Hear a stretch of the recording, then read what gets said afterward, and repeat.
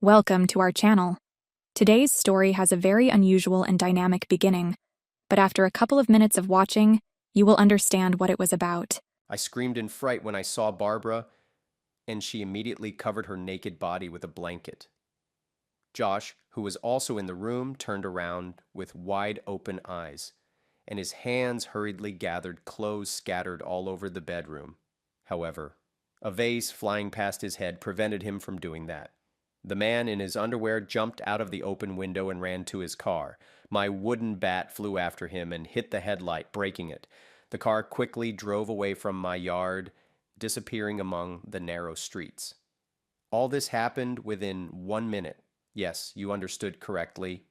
I just caught my wife cheating in our house, in our bedroom, in our bed, and I had just come home to change clothes because I got very dirty at work. My new colleague, a young and cute girl, was extremely clumsy. She was carrying several cups of coffee in her hands and tripped over her own foot, causing the hot drinks to spill on me and smear my shirt and pants. My boss, being an understanding woman, offered me to go home and change my clothes. Under Barbara's plaintive crying and excuses, I went to the closet and started changing. Deliberately, I did not react to her words. It seemed to me that if I talked to her, all the anger inside me would explode, and I could do something illegal and violent towards her. It took all the willpower to maintain outward calmness. The maximum I could do was tell her to pack up and leave before I returned from work. I left the house, got into the car, and drove to work. Apparently, my condition showed that something had happened because my colleagues began asking about my health. They said I looked like I had just returned from a war. Well, it wasn't far from the truth. There really was a real war going on inside me until the end of the workday. I just sat in front of the computer monitor, not reacting to what was happening around. All I wanted was to go to a bar and get drunk with my best friend. That's exactly what I did. Immediately after work, I called my friend and asked him to meet at a bar near my house. Probably my tone made it clear that something was wrong because he agreed to come over soon without further questions. Now I vaguely remember that evening. We drank a lot of whiskey and beer, talked about my divorce from Barbara. My best friend helped me catch a taxi and walked me to the doors of my house. Now this house did not look like a cozy and homely shelter. It became too quiet and empty. There were only my shoes in the hallway. The bedroom looked neat, as if nothing had happened there. The closets, chests of drawers, bathroom, even the kitchen were empty. Barbara really took absolutely all her stuff. Even her potted plants were gone somewhere. It felt like someone had just moved into this house and hadn't finished settling in yet. I couldn't stay calm in the bedroom. Now it's the most hated, disgusting room for me, so I was sleeping on the couch in the living room. In the morning, my head was hurting terribly. It seemed it was about to split into pieces from the hellish, pulsating pain. I struggled to open my eyes, the sunlight piercing through the undrawn curtains causing pain. I sat on the couch and the room began to spin, accompanied by the rising nausea in my throat. Managing to reach the bathroom, I threw up the remnants of yesterday's drinking. The hangover hit me like a truck, my head buzzing, mouth dry, and stomach cramped.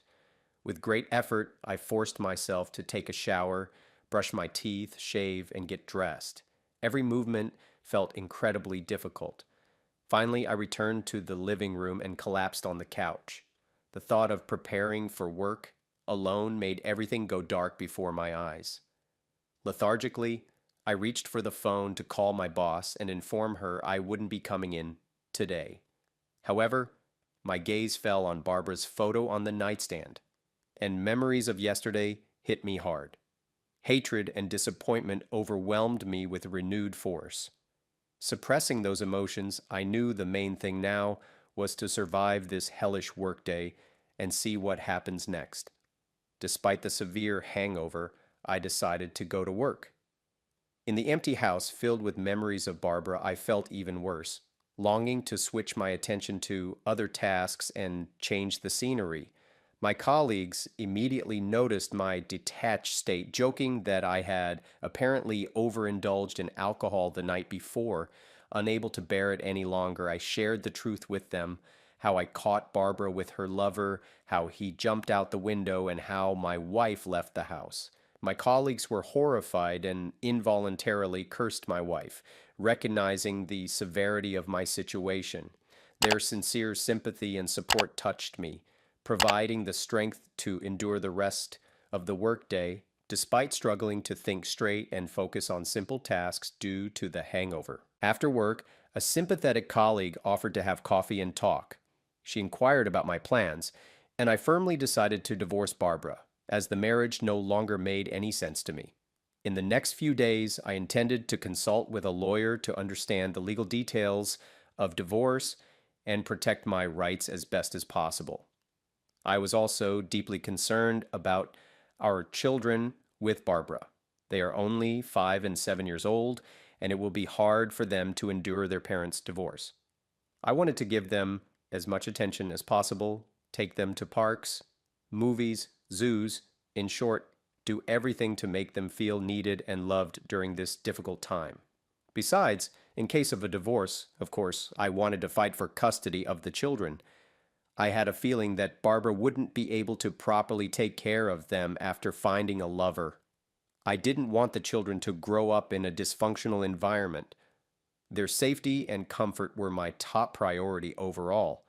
Despite the shock and pain of betrayal, I was determined. The main thing is to go through the divorce with dignity and minimize losses for the children, and life will get better in time. After talking to my colleague, I decided to call my parents. Our children were staying with them on vacation.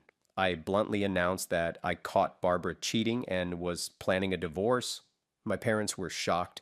They had no idea there were problems in our relationship. Despite the shock, they promised to take care of the grandchildren for as long as needed. "Don't worry, son," my mom said. "Leave the kids with us for as long as you need. You're going through tough times right now, and your dad and I will be happy to spend more time with our grandchildren. You know how much we love them." My dad also expressed support. "What an atrocity on Barbara's part. I would have never thought so, but you're doing the right thing getting divorced. And don't worry about the kids, they'll be fine with us." I felt relieved. At least I didn't have to worry about the kids for now. Meanwhile, I could focus on the divorce proceedings and restoring my mental balance after these challenging times. Events, incidentally, on this difficult day were the first time I even looked at my phone. After calling my parents, I saw dozens of missed calls and text messages from my wife, Barbara. She was probably trying to justify herself, begging for forgiveness, or cursing in response, but I didn't care. I didn't even read those messages. I deleted everything without looking. Instead, I asked my acquaintances if they had contacts for a good divorce lawyer. One friend gave me the number of an excellent specialist his sister went to. I immediately called that lawyer. Luckily, he happened to be available the next day, and we agreed to meet and discuss everything. I felt confident that this experienced attorney would help me properly handle the divorce and defend my interests. However, the lawyer cooled my ardor. It turned out I had no right to kick Barbara out of our common home. That was considered illegal eviction of a spouse. She could easily sue me for that. Moreover, Barbara was fully entitled to return home at any time and demand that I continue living with her in marriage until the official divorce. In the current situation, the law was clearly on her side. If she does sue me, it would greatly complicate the whole divorce process and reduce my chances of getting custody of the children in the future. I was horrified by this news. So I'm absolutely powerless to do anything against Barbara. I'll have to endure her presence in my own home for a long time and also risk losing my children because of her potential lawsuit. It felt like a nightmare. All my determination vanished in an instant. In your situation, it's very likely that Barbara will get custody and you'll pay alimony. Our objective now is to minimize your losses after the divorce," said the lawyer. On the one hand, now I knew my legal prospects and options regarding the divorce. That was useful to understand further steps. The lawyer competently answered all my questions. On the other hand, some things burdened and scared me, especially the fact that Barbara could return home at any moment, and I wouldn't be able to do anything about it, or that she could significantly complicate me getting custody of the children. I felt relieved that I now understood all the nuances of the divorce process, but simultaneously I was anxious and annoyed by my own helplessness. The future fate of the children was also a constant source of worry.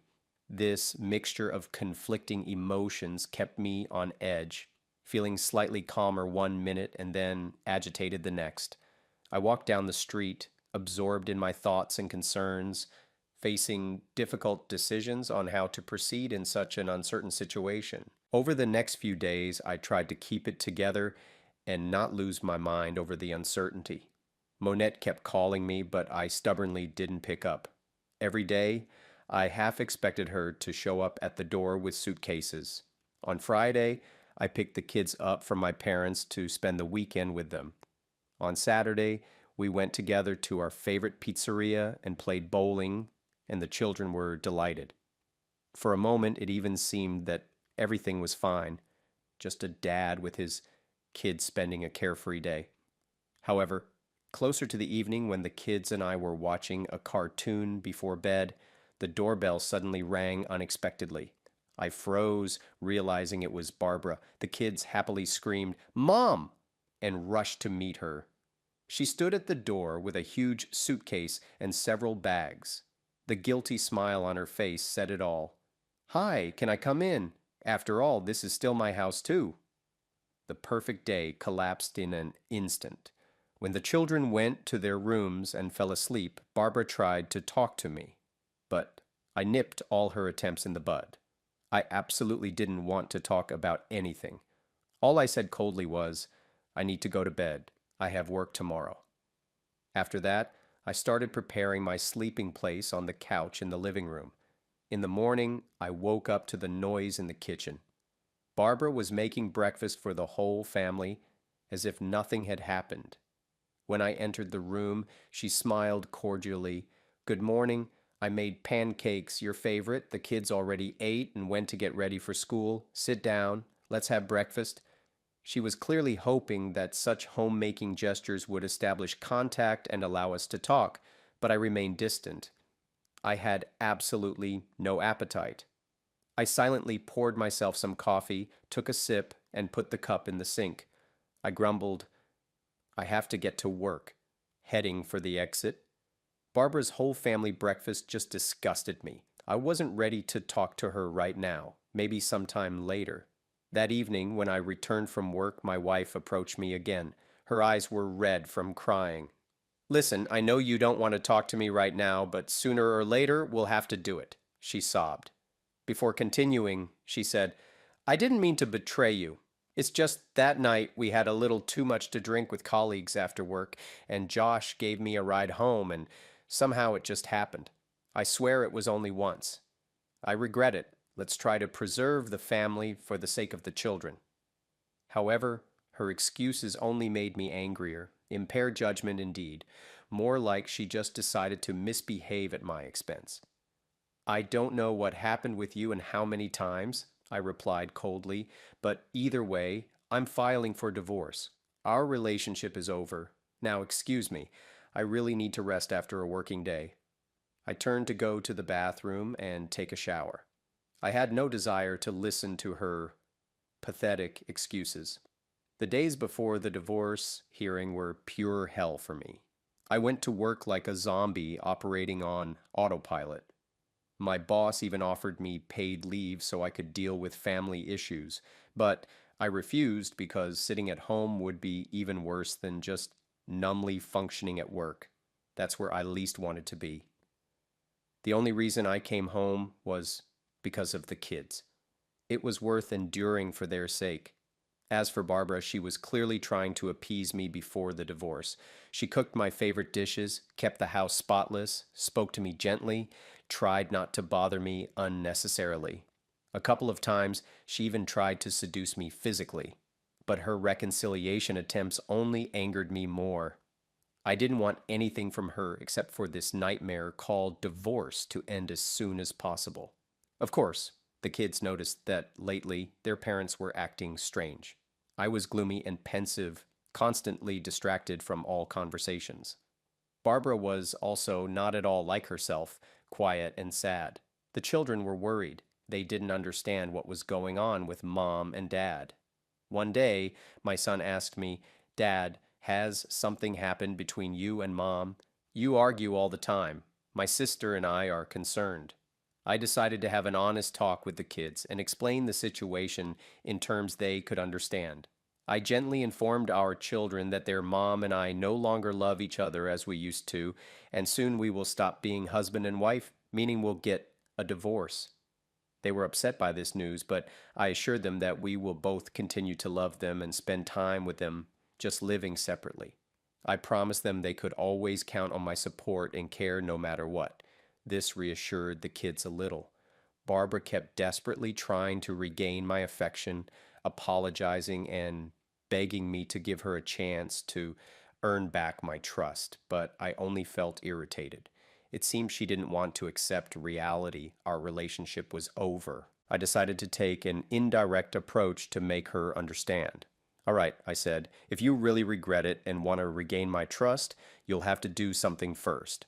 Take a lie detector test to answer all my questions honestly. Second, get tested for sexually transmitted infections to rule out any contagion.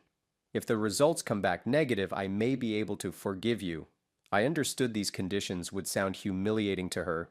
I wasn't actually interested in the lie detector or test results, but I needed Barbara to realize the gravity of the situation and the consequences of her actions, and to see just how much she had destroyed my trust in her with her betrayal.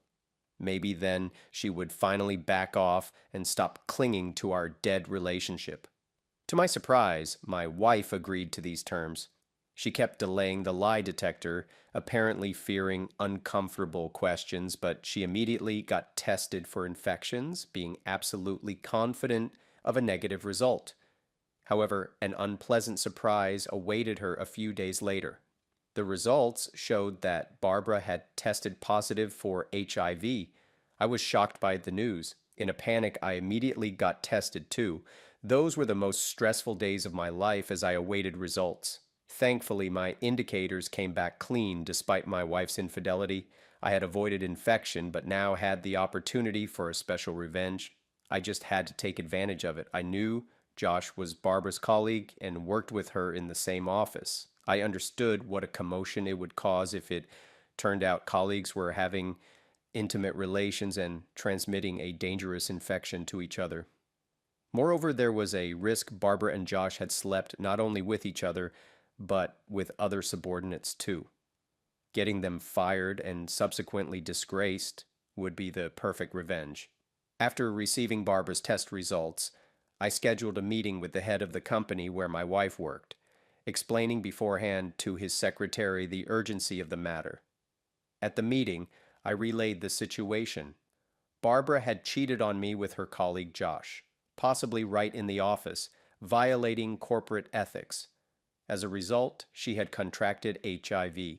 I demanded they immediately fire her and Josh since their irresponsible behavior could jeopardize the health of all other employees.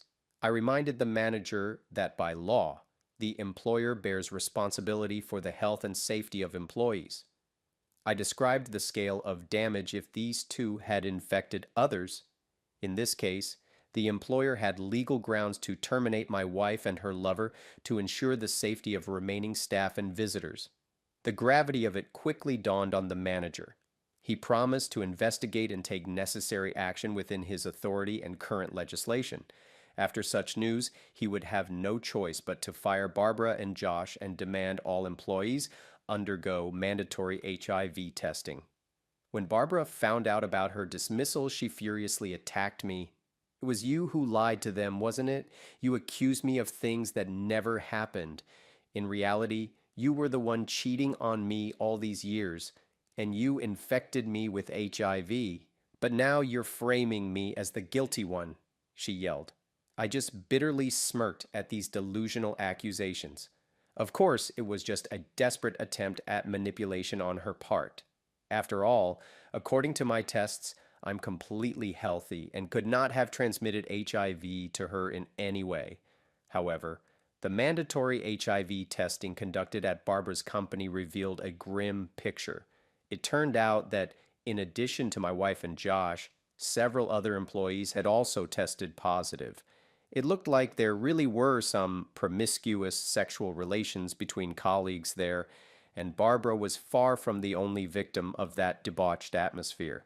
Thanks to this situation, I now had a real chance of getting custody of our children. According to my lawyer, I could now prove that I was a healthy and responsible parent, unlike Barbara. I don't have HIV or other diseases. My wife led a moral and chaotic lifestyle, as evidenced by her workplace behavior, and could be a bad influence on the children. Due to her illness, Barbara would not be able to fully care for and provide for the kids, especially now that she was unemployed. I was financially stable and could give the children everything they needed. Thus, if my lawyer and I substantiated all these points in court, I would have every reason to get full custody of the children after the divorce from Barbara.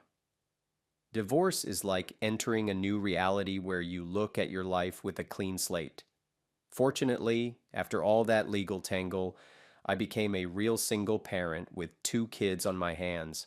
Finally, the nightmare was over, and I could breathe freely again. I had to sell our house to divide assets with my ex-wife. I temporarily moved in with my parents with the kids while I saved up enough money to buy my own house or decide to take out a loan. My parents' support was invaluable, especially when I went to work. Someone had to look after the children in my absence. Work probably became my island of safety and stability in this sea of change.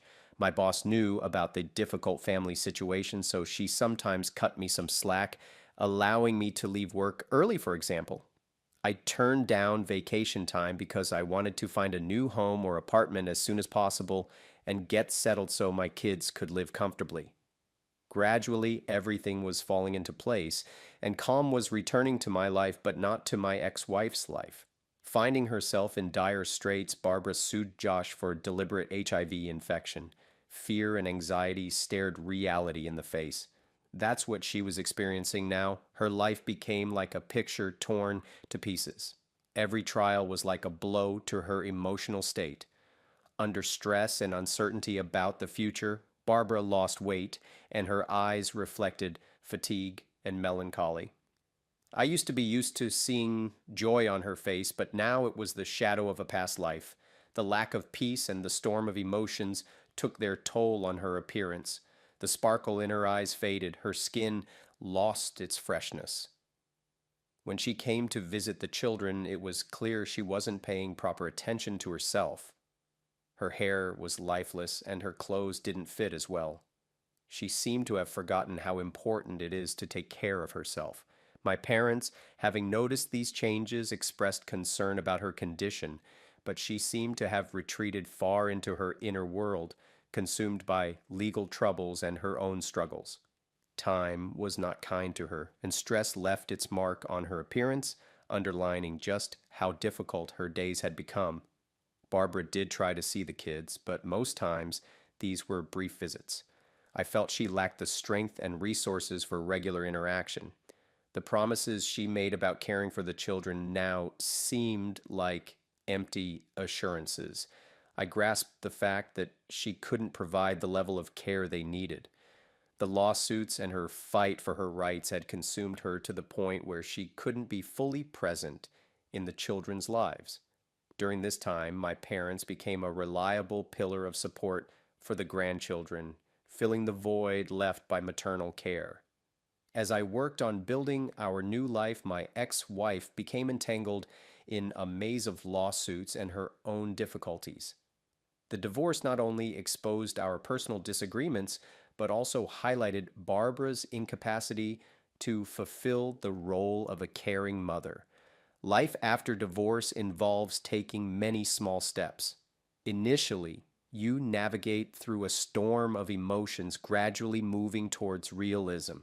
A new apartment, new routines, new responsibilities, these become part of the journey.